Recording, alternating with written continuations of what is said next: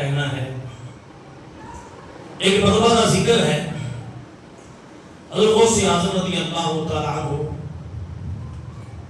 آپ اپنے منبر پر تشریف فرما میں اپنی ایک دو بندے نے 50,000 70,000 کا مجمع آپ کے سامنے ہوتا ہے، 70,000 کا مجمع آپ کے سامنے ہوتا ہے، کوئی ساؤنڈ نہیں، سمجھ آ رہے ہیں، کوئی سپیکر نہیں۔ ایک بندے نے عرض کی تھی یا عبد القادر جیلانی تو تسی بیان فرماندے ہو، جس طرح پہلے بندے کو سمجھ آ رہی ہے نا،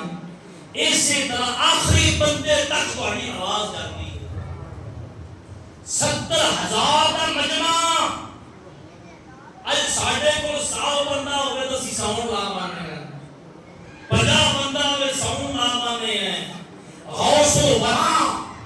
حضور غوث اعظم رضی اللہ عنہ آپ نے فرمایا، اور سوال